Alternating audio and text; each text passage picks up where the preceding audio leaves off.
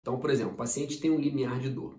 Se ele tem duas doenças atuando ao mesmo tempo, então, por exemplo, o paciente tem DTM e tem migrânia ao mesmo tempo.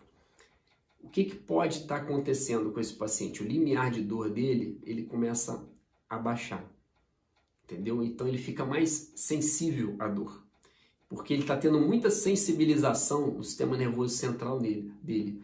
Você sabe que quando o paciente tem dor, você tem muito estímulo chegando no sistema nervoso central. E quando você tem muito estímulo, você começa a sensibilizar esse sistema nervoso central. Então esse limiar de dor seu começa a diminuir. Então quando você tem duas doenças atuando no mesmo indivíduo, quando você controla uma delas, o limiar de dor desse paciente aumenta.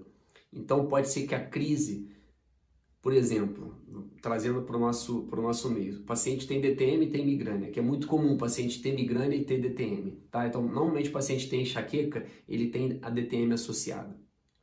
Então você controla a DTM, na maioria das vezes a gente observa que as crises de migrânia, as crises de enxaqueca, elas começam a ficar mais espaçadas. Isso por quê? Porque você tirou uma das dores do paciente e aumentou o limiar de dor dele. Então isso é muito comum, isso é citado na literatura, tá? Não sou eu quem está falando. E como a gente trabalha muito, atende muito paciente, uma média de 100 pacientes aí por semana, pacientes clínicos de uma maneira geral, a gente vê muito caso. Tá? Então acaba tendo uma casuística muito grande. E as publicações científicas mostram isso para a gente também.